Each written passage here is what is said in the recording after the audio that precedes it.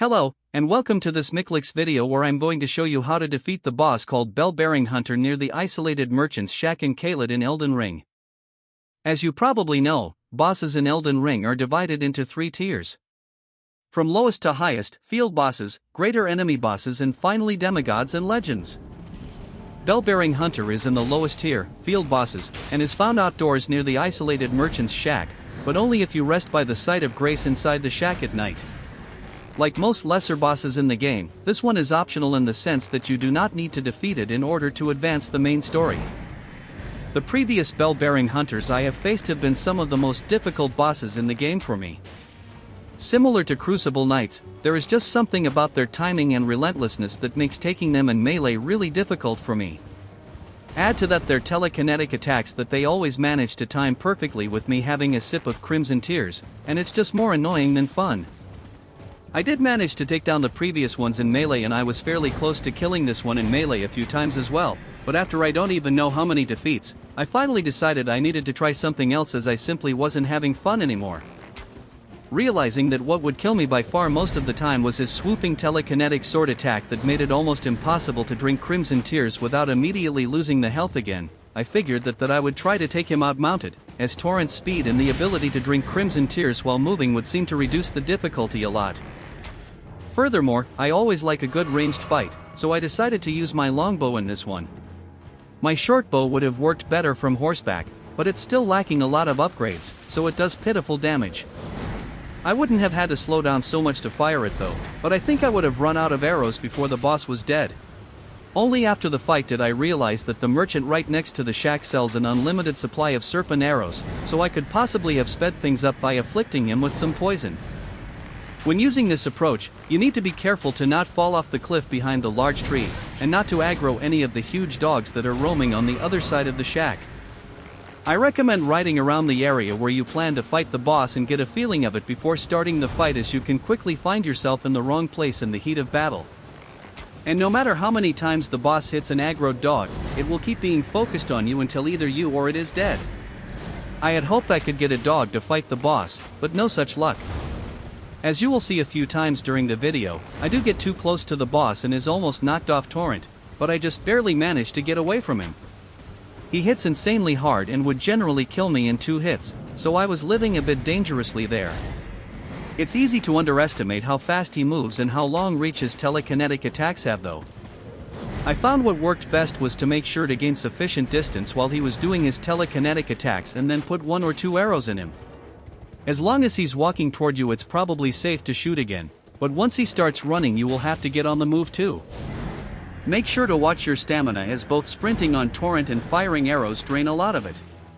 And you really don't want the boss close to you with you not having enough stamina left to sprint.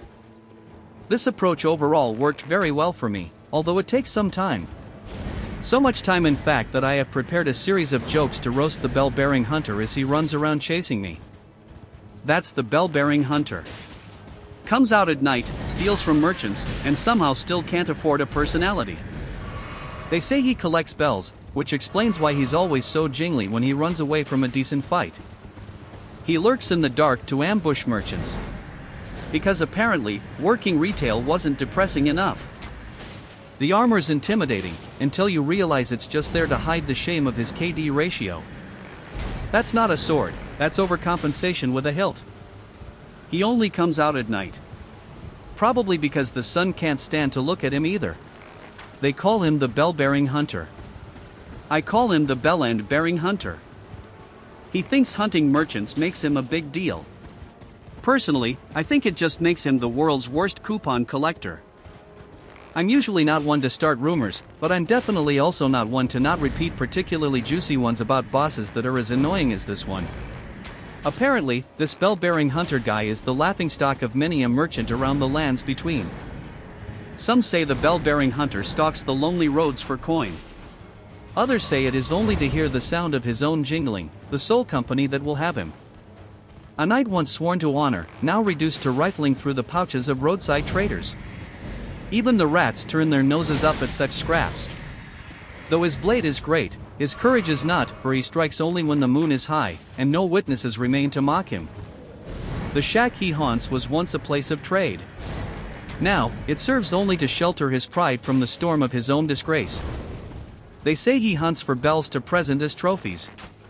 If true, then it is the saddest war collection ever assembled. An armor-clad wraith of the night, who mistakes cruelty for purpose and plunder for glory. The bell-bearing hunter's greatest foe is not the tarnished, nor the merchants he stalks, but the memory of the man he once was. His victims are many, yet none speak his name aloud. Not for fear, but because they cannot be troubled to remember it. Okay, no merchants really said those things, I may have just completely made it up. But a made-up story is still better than no story, right? Speaking of made-up stories, it is said that one moonless night, the bell-bearing hunter mistook a wandering figure for easy prey, a lone merchant, silhouetted against the road. With his usual flourish, he leapt from the shadows, sword raised, armor clattering like a cheap wind chime. Alas, the merchant was no merchant at all, but a wandering troll carrying a barrel of pickled fruit. The troll, taken entirely by surprise, responded the only way a troll knows how, by hurling the barrel directly at the intruder's face. The impact was tremendous. The hunter was flung several feet, landing in a roadside ditch, half buried in mud and pickled plums. When he came to, the troll was long gone, his prey unplundered, and his helmet reeking of vinegar. Worse still, the bells he'd stolen earlier that week had vanished, whether dropped in the mud or taken by the troll remains unclear. From that day on, the local merchants whispered of the night the hunter rang no bells, save the one in his head. Okay, I'm done making stuff up now, I just had to pass the time with something during this lengthy video.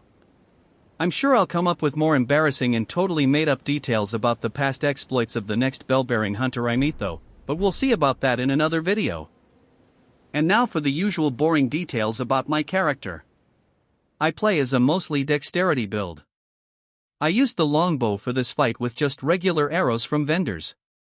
My shield is the great turtle shell, which I mostly wear for the stamina recovery. I was level 124 when this video was recorded.